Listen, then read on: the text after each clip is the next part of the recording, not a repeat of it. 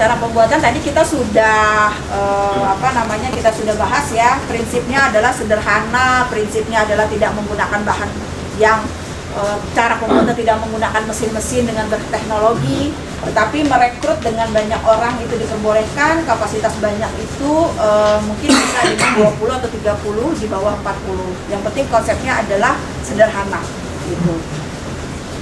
Kita lanjut saja ya. Oke.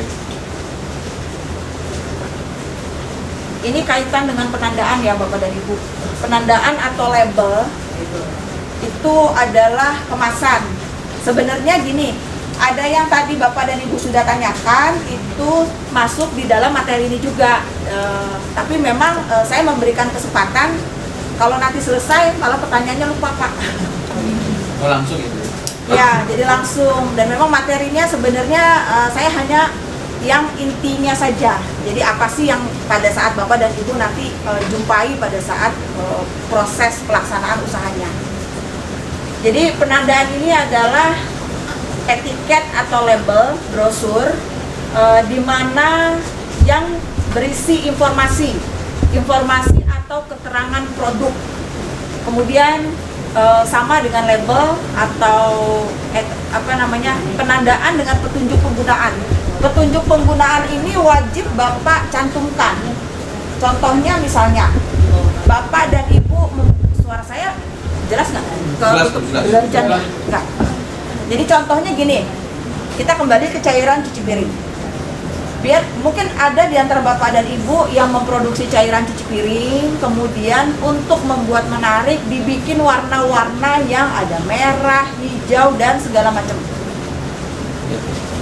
Karena tidak diberikan informasi yang jelas terkait petunjuk penggunaannya, Bapak dan Ibu, contohnya gini, nama itu yang pasti ya, ada nama, kemudian ada tanggal ya dicantumkan.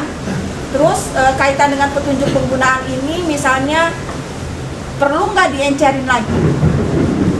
Kalau misalnya mau buat deterjen yang untuk cairan pakaian, kemudian karena nggak ngerti nih, harusnya misalnya penggunaan itu satu botol diencerkan dengan air, tetapi karena petunjuk penggunaannya tidak ada, Bapak dan Ibu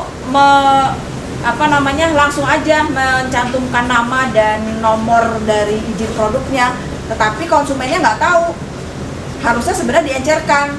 Konsumennya menganggap, aduh boros nih saya pakai ini, karena satu produk 50 ml saya hanya beberapa kali pakai. Nah, itu petunjuk penggunaan itu harus jelas tercantum. Berapa kali seharinya, atau kalau memang tidak dicantumkan, contoh misalnya cairan pembersih kaca. Nah, apakah dia diencerkan dengan air atau cara penggunaannya seperti apa, itu harus dicantumkan. Gitu. Di sini yang perlu Bapak Ibu ketahui adalah kemasan primer dan kemasan sekunder. Apakah kemasan primer, apakah kemasan sekunder? Mungkin di antara Bapak dan Ibu nantinya akan mengembangkan produk di mana contohnya begini, Bapak dan Ibu memproduksi aromaterapi. Satu botol aromaterapi, satu botol isinya 20 ml, tetapi dikemas satu dus isinya 10. Kemudian karena Bapak dan Ibu terima pesanan dari hotel misalnya, atau dari Alfamart, satu dus yang isinya packing 10 botol 20 ml di packing lagi satu kemasan dus besar isinya 10 dus kecil tadi. Nah, packing yang pertama yang isinya botol 20 ml isi 10 itu adalah kemasan primer. Sekundernya adalah kemasan yang terluar, packing besarnya. Kaitannya dengan petunjuk penggunaan, contoh misalnya, seharusnya keterangan jangan diinjak, jangan dibanting. Harusnya ini kan kemasan terluar ya, tapi ditulis di botolnya. Nah, itu namanya keliru kan. Jadi yang hal-hal seperti itu hal kecil tapi mohon diperhatikan. Harusnya kemasan aturan penggunaan dicantumkan di dalam botol, tapi dicantumkannya di label kemasan. Nah, hal-hal seperti itu merugikan Bapak dan Ibu juga sebagai produsen. Nah, izin edar Pak nggak wajib dicantumkan di dalam label? Wajib. Kalau izin edar wajib dicantumkan. Iya. Ya. Tapi Jadi hal-hal yang wajib dicantumkan di dalam kemasan adalah pertama nama produk. Yang kedua pembuatnya. Jadi Bapak dan Ibu kalau memang sudah bentuk CV ditulis, kalau belum biasanya kan sudah ada keterangan yang nama pembuat. Kemudian izin. Izin ini yang nanti Bapak dan Ibu dapat terkaitannya seperti tadi ya, contohnya ada kode-kode edar, Iya. itu dicantumkan di produknya. Itu wajib. Kemudian ada petunjuk penggunaan, itu juga wajib dicantumkan.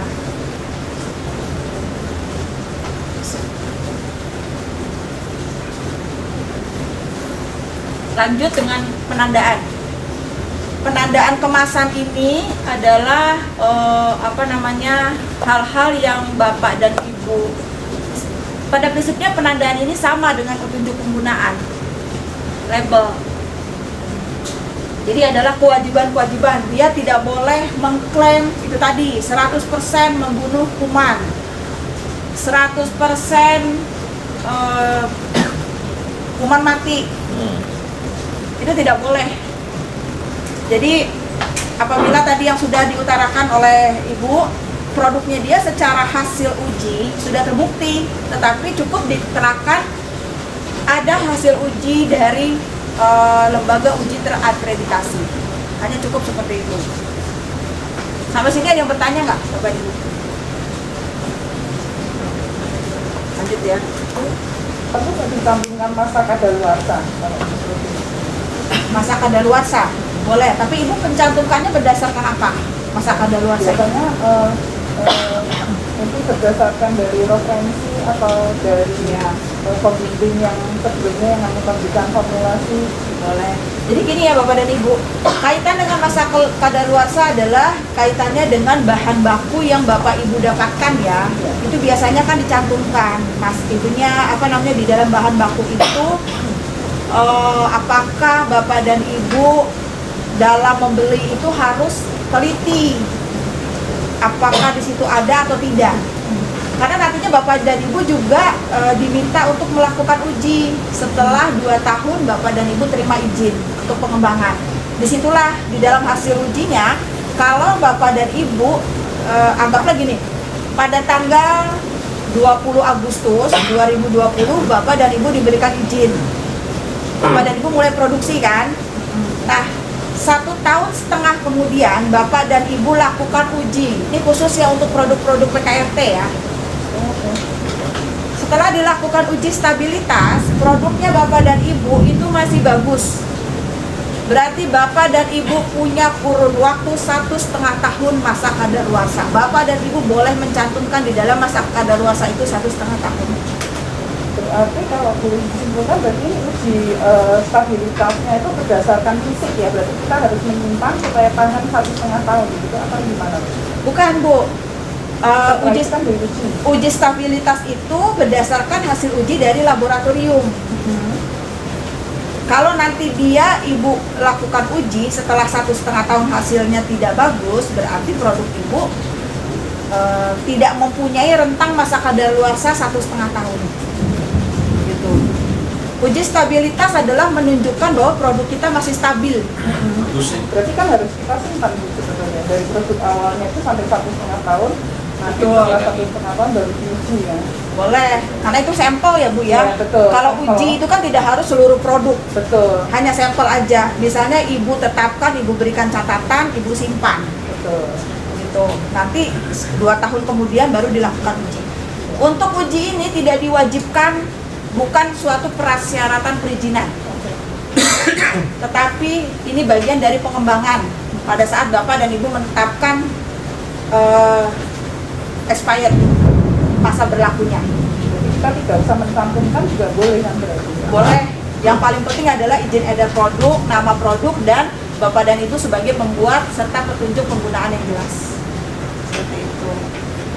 tidak menyimpang dari sifat keamanan mutu dan kemanfaatan. Kaitannya itu tadi, karena produknya Bapak dan Ibu digunakan oleh masyarakat sebagai konsumen yang harus benar-benar dijaga. Jangan sampai menimbulkan hal-hal yang tidak diinginkan.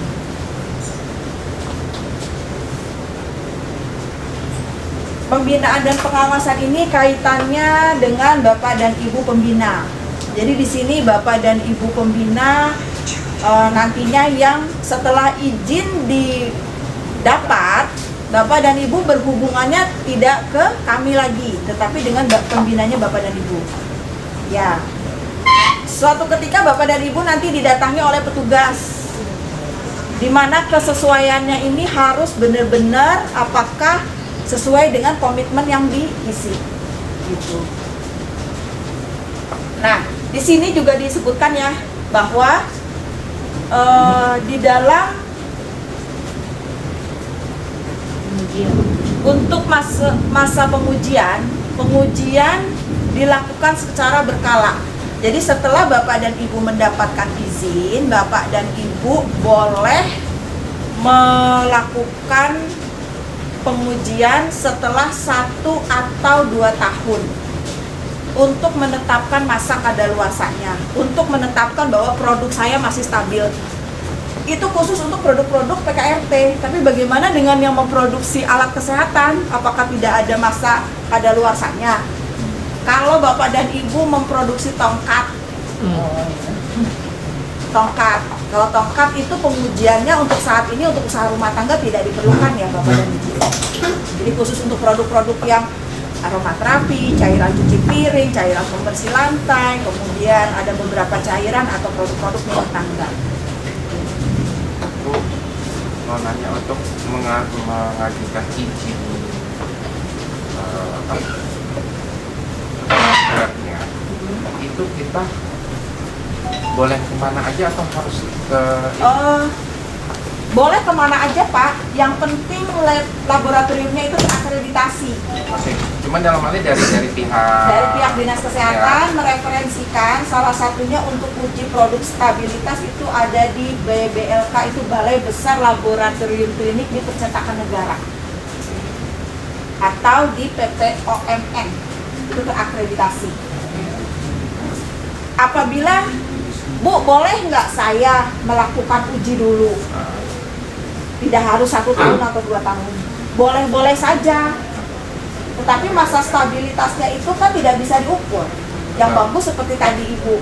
Jadi yang tadi Ibu sampaikan, Bapak simpan produk Bapak sebagai sampel, 2-3 tahun kemudian dilakukan uji, baru Bapak bisa menetapkan expired 3 tahun setelah masa pembuatan. Oke. Itu yang kemana aja kita bisa Boleh. lab mana aja. Yang penting terakreditasi. Nah, pada satu hal lagi, kalau misalnya referensi oke, dari sisi costingnya yang direferensikan dari pihak Dinkes ini kemana enaknya? Laboratorium uji pemerintah. Iya. Dari kosnya. Itu Iya. tadi Balai Besar Laboratorium Klinik Ke sana ya. dan PPOMN. Karena tarifnya tarif pemerintah. Itu ujungnya karena Ya. Kalau yang misalnya lain. Bapak boleh-boleh saja ke tarif swasta, kayak misalnya Sukovindo, tapi nanti konsekuensinya Bapak membayar lebih mahal. jauh Bu, jauh banget. Ya, gitu. Ya. Berapa tadi Bu? PLPM. PPOMN, Pusat Pengujian Obat dan Makanan Bogor ya, Bu, ya? Nasional. Enggak, di sini Percetakan Negara. Oh iya, Percetakan Negara. Percetakan Negara. Sama dengan BPOM ya? Bukan Pak, beda. Kalau BPOM adalah badannya atau banyak kayak kita dinas kesehatannya.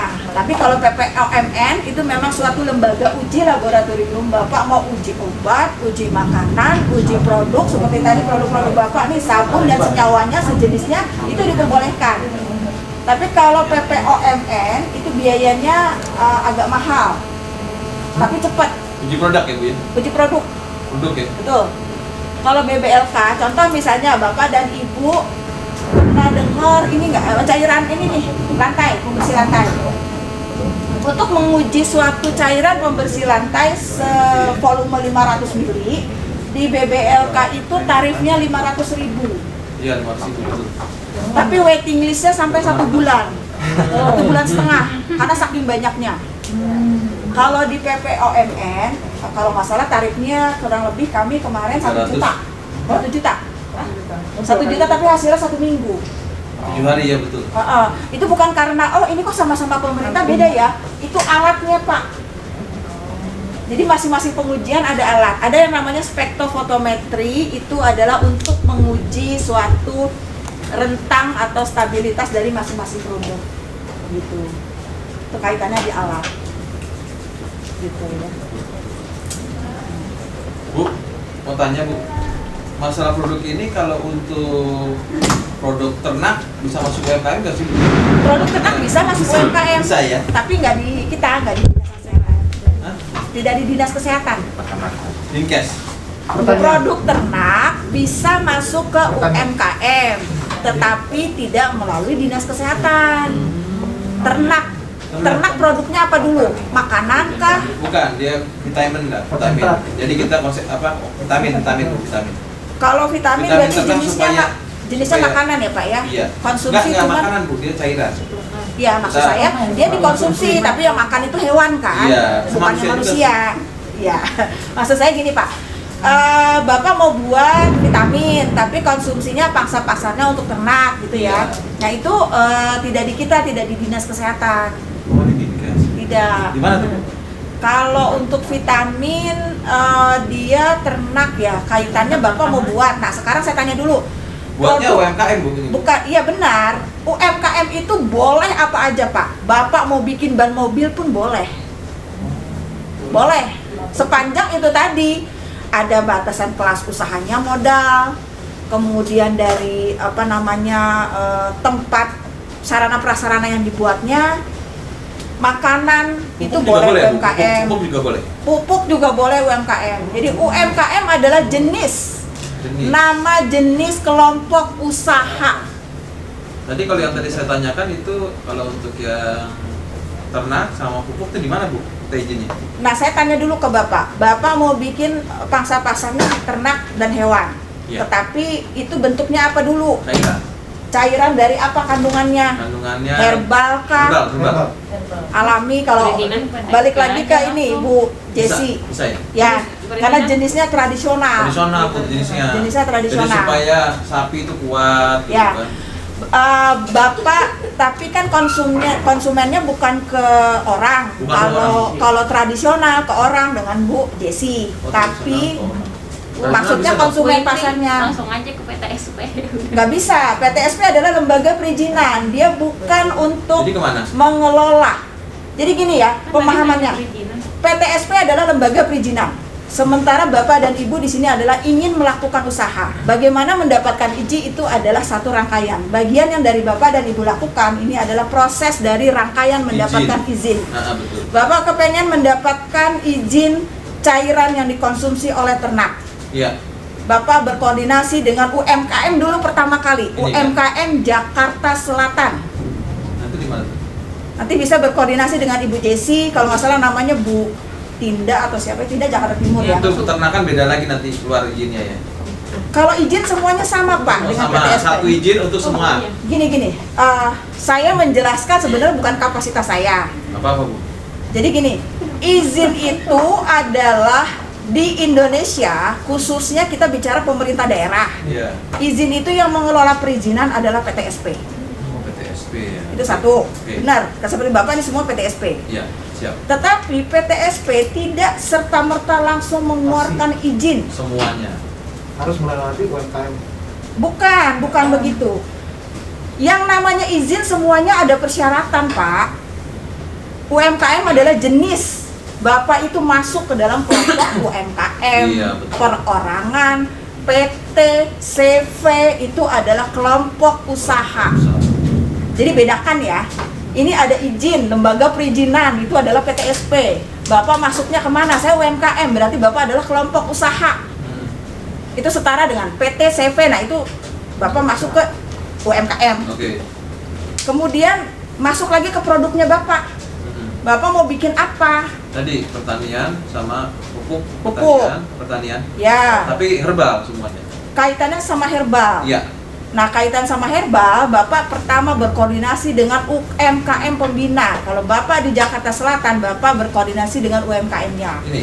Bukan. Ibu Jessi ini adalah dari Dinas Kesehatan.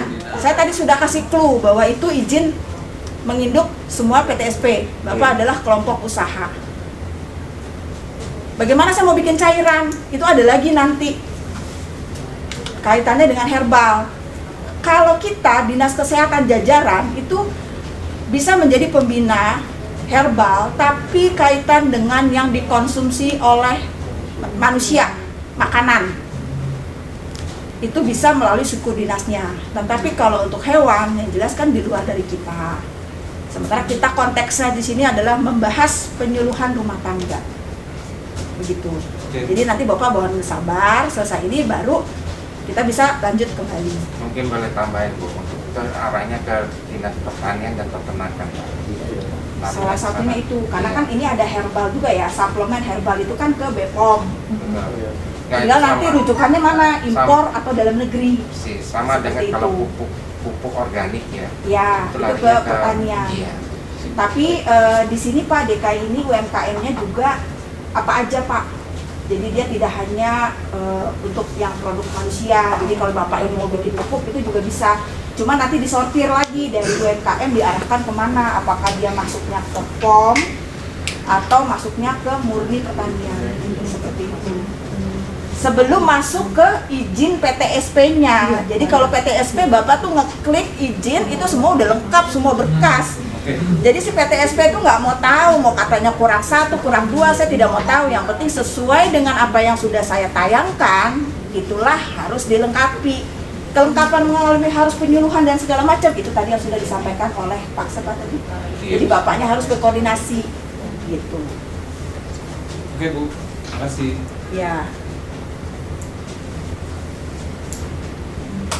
Kaitan dengan pencatatan dan pelaporan, jadi di sini Bapak yang memiliki usaha harus semua apa yang menjadikan kegiatan harus didokumentasi.